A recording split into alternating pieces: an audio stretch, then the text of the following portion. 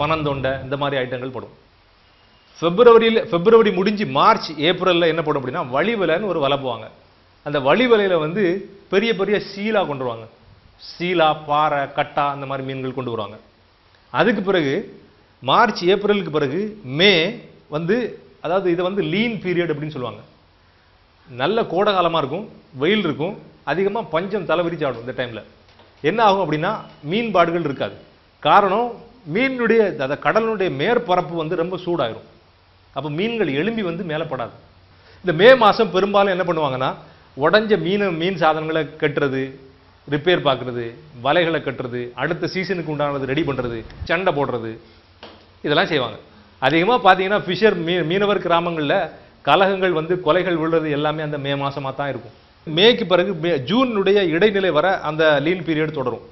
ஜூன்லேருந்து June, July, August, இதுதான் அந்த ஆடி மாதங்கிற அந்த டைப்பில் வரும். தமிழ் மாதத்துக்கு ஆடி மாதம் இந்த லைனில் வரும். இந்த மாதத்தில் தான் ஆணி, ஆடி, ஆண்ட, புரட்டாசி, தேடி தின்போருக்கு தெய்வமே துணை அப்படின்னு சொல்லுவாங்க எங்கள் ஏரியாவில். அப்படின்னா கடலினுடைய அலை வந்து ரொம்ப ஓங்காரமாக இருக்கும். ஆழியில் வந்து பல அளவுக்கு உயர்ந்து மடிஞ்சு விழக்கூடிய டைம் அது. அந்த டைம் தான் ப்ரான் சீசன்.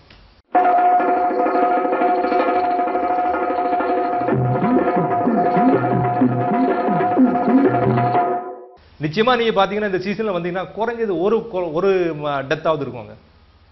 அதனாலதான் அதிகபட்சமான விதவைகள் அங்க இருக்காங்க. ஃபிஷர்மேன் கிராமங்கள்ல அதிகபட்சமான விதவைகள் சர்வே சொல்லும். கண்டிப்பா எல்லாருமே இதுல அடிபட்டவங்க தான்.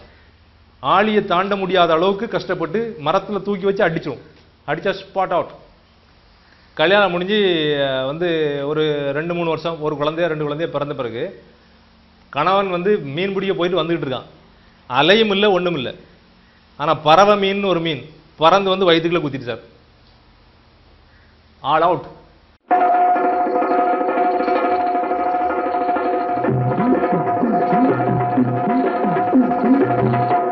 ஒவ்வொரு சீசனுக்கு தகுந்த மாதிரி ஒவ்வொரு ஊர்களையும் அதுக்கு தகுந்த வலைகளை வச்சு நடத்திக்கிட்டு இருப்பாங்க. அப்படி நடத்திக்கிட்டு இருக்கும்போது வந்து ஒவ்வொரு ஊர்லையும் கமிட்டி தலைவர்கள் இருப்பாங்க, ஊர் கமிட்டின்னு இருப்பாங்க.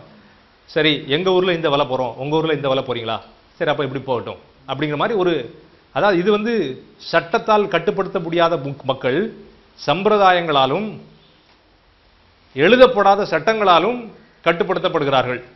பஞ்சாயத்து தலைவர்ங்கிறவர் வந்து ரெகக்னைஸ்டு பை தி கவர்மெண்ட். ஆனா கமிட்டி தலைவர் is not recognised by the government. கமிட்டிங்கிறது எப்படின்னா ஊர்ல உள்ள ஒவ்வொரு தெருக்கள்லையும் தேர்ந்தெடுக்கப்பட்ட உறுப்பினர்களால் உருவாக்கப்பட்டது கமிட்டி. அந்த உறுப்பினர்கள் தேர்ந்தெடுக்கிறவர் தான் கமிட்டி தலைவர். கமிட்டி தலைவர் ஊர் தலைவராக இருக்கிறார். ஆனா அதிக பவர் கமிட்டி தலைவருக்கு தானே தவிர பஞ்சாயத்து தலைவருக்கு இல்லை. எந்த ஒரு காவல்துறையோ அல்லது நீதித்துறையோ இந்த மாதிரி மீனவர் கிராமங்களுக்குள்ள உள்ள வரணும்னா கமிட்டி தலைவருடைய உத்தரவு இல்லாம எந்த ஒரு மீனவனையும் அவங்க வந்து பிடிச்சிட்டு போக முடியாது, அவங்க உள்ள என்டர் ஆக முடியாது.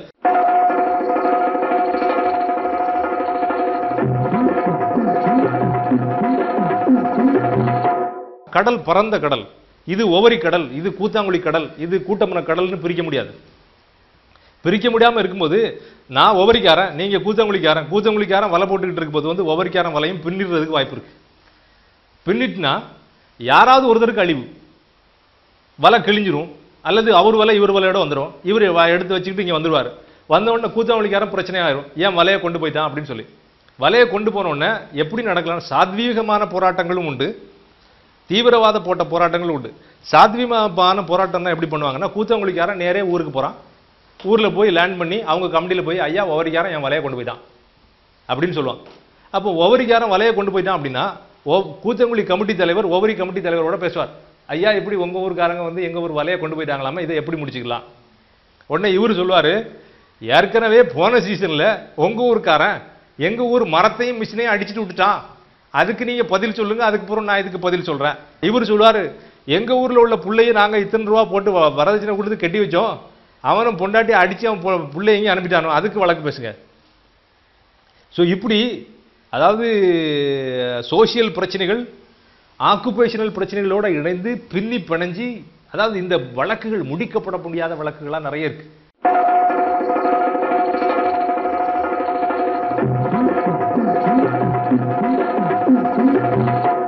ஒரு லெவல்ல என்ன ஆகும் அப்படின்னா கடல் போர்கள் நடக்கும். கூத்தாங்குழியில உள்ள 10-30 மரங்கள் கம்பு கத்தி வேல் அரவாளோட வந்துருவாங்க. ஓவரியில் உள்ள மரங்கள் 30-40 மரங்கள் வேல் கம்பு கத்தி அறுவாளோட வந்து நிற்பாங்க. வந்து நின்று கடல்ல போர் நடக்கும்.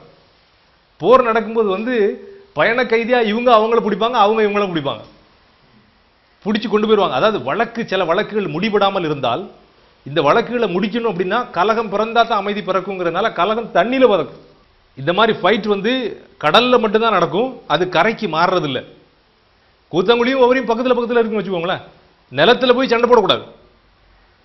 அதே மாதிரி நிலத்துல கால் வச்ச உடனே அடிக்கக்கூடாது.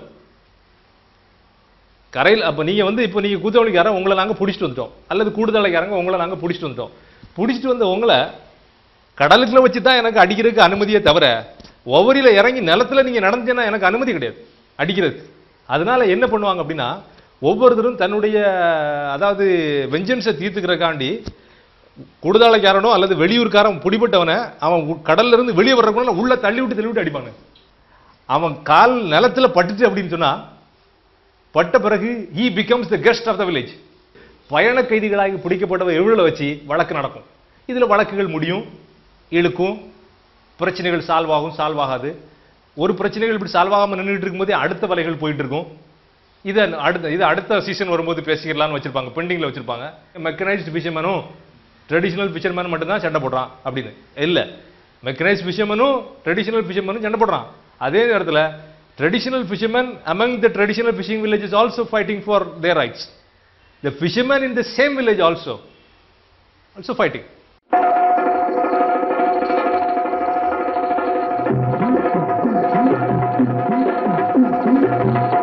இது வந்து ரொம்ப திட்டக்கடல்.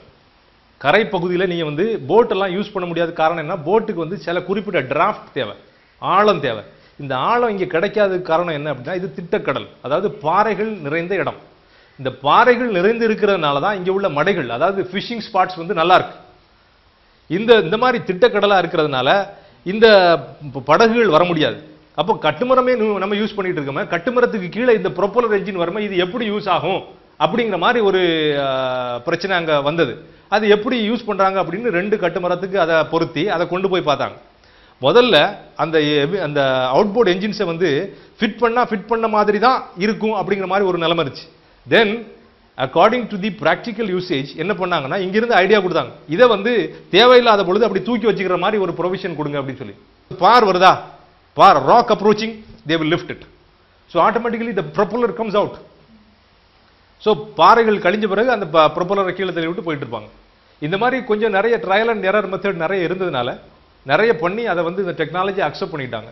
இப்போ பழைய டெக்னாலஜிக்கு அதை வின் ஓவர் செயல் மெத்தடுக்கெல்லாம் இப்போ போறதுக்கு அவங்க தயாரா இல்லை. காரணம் என்ன, இந்த டேஸ்ட்டை பார்த்துட்டாங்க. குயிக்கா வர்றாங்க, குயிக் டெலிவரிஸ், குயிக்கா ஸ்பாட்டுக்கு போயிடுறாங்க. 1 மணி 2 மணிக்கு இறக்கி பாய வைக்கிறது அப்படிம்பாங்க. விடிய காலம் 1 மணிக்கு போவாங்க. இந்த 1 மணி 2 மணிக்கு போறதெல்லாம் இப்போ இல்லை, காலையில் 5 மணிக்கு போறான்.